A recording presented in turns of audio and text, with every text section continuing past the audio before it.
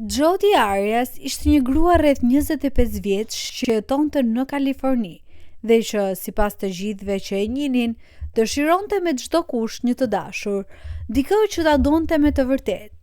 Në vitin 2006, gjatë një konferencë pune në Las Vegas, ajo takoi Travis Alexander, një burr të pashëm dhe karizmatik nga Arizona. Të dy u pëlqyen menjëherë. Jodi, dhe pse në atë kohë dilte zyrtarisht me një burr tjetër, e braktisi atë pa hezitim dhe u fokusua tërësisht te Travis.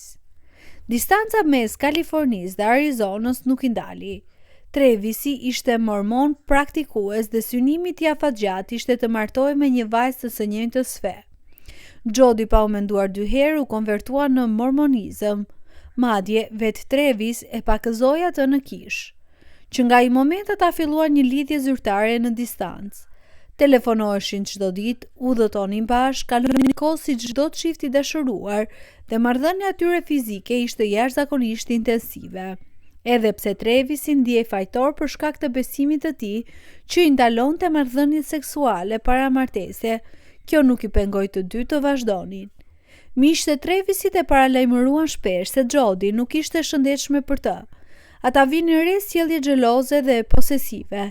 Ajo kontrollonte emailët dhe rrjetet sociale të tij. E ndiqte fshehurazi, madje një herë ndoqi deri te dera e tualetit për të parë nëse fliste me dikë tjetër.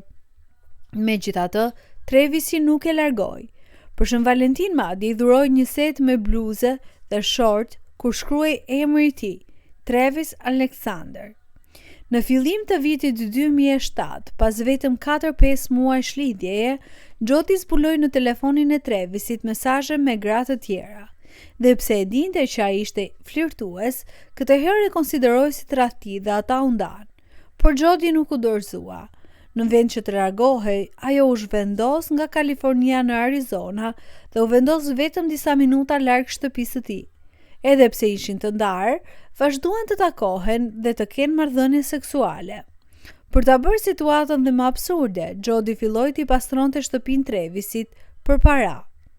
Ndërkohë që Travisi përpiqej të ecte përpara dhe të dilte me gra të tjera, në jetën e tij filluan të ndodhin gjëra të çuditshme. Gomat e makinës u shpuan, llogaritë në rrjetet sociale i hakëroheshin, ditarët personali zhdukeshin. Një natë, kur nuk kishte çelësa, Jodi u fut në shtëpinë e tij duke u zvarritur nga vrima e qenit. Në mesin e vitit 2008, Jodi u zhvendos përsëri në Kaliforni për të jetuar me gjyshërit, por obsesioni i saj nuk u shua. Vazhdonte të telefonojë, të ndiqte çdo lëvizje të tij në rrjetet sociale dhe të shfaqej pa paralajmërim. Në të njëjtën kohë, Travisi kishte planifikuar një udhëtim në Cancun, Meksik, me një vajzë tjetër që i pëlqente, dhe pse më vonë vendosën të shkonin vetëm si miq. Kur Jodi e mori vesh, u tërbua. Disa ditë para nisjes së Travisit për në Meksik, Jodi vodhi një pistolet 25 kalibër nga shtëpia e gjyshërve të saj në Kaliforni, hipi në makinë dhe udhëtoi 1600 kilometra drejt Arizonës. Më 4 qershor 2008, ai u shfaq pa ftesë në derën e Travisit. Ai e lejoi të hynte. Kaluan disa orë bashk, bën foto erotike në krevat dhe në dush me aparatin e ri digital të Travisit dhe përfunduan duke kryer marrëdhënie seksuale. Pastaj pa pritur, Jodi vendosi se askush tjetër nuk duhet ta kishte Travisin.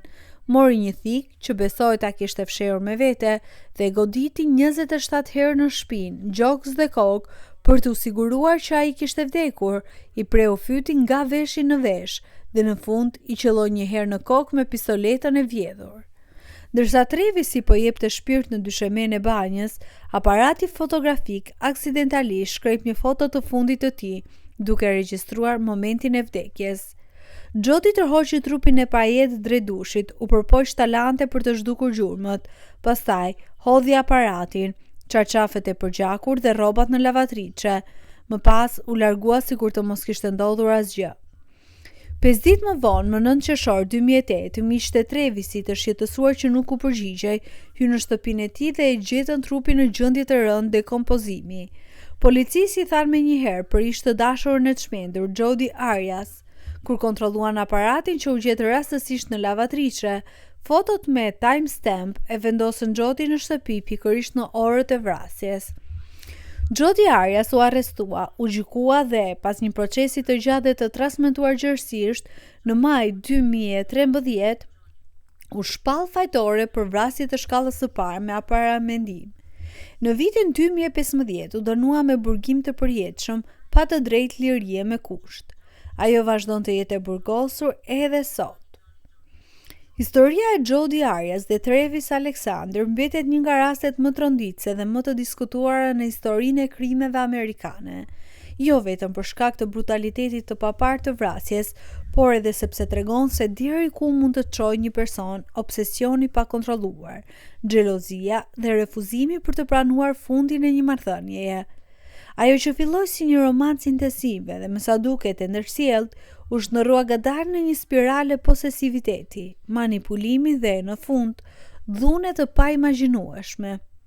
Travis Alexander, një 30 vjeçar plot jetë, me plane për të ardhmen dhe një besim të fortë fetar, humbi gjithçka në pak minuta në duart e dikujt që pretendonte se e donte më shumë se çdo kënd tjetër.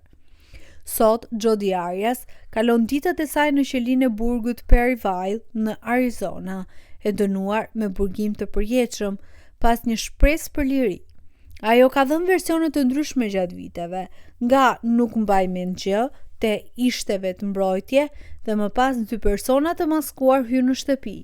Por asnjë prej tyre nuk ka bindur askënd jashtë një grupi të vogël mbështetësish fanatik.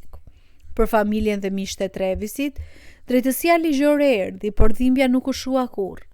Çdo 4 qershor ata ndezin një qiri dhe kujton njeriu që ishte, të qeshurit dhe mshurinë dhe ëndrat e tij. Kjo histori mbetet një kujtesë e hidhur. Dashuria e vërtet nuk ka nevojë për zotërim, kontroll apo gjak.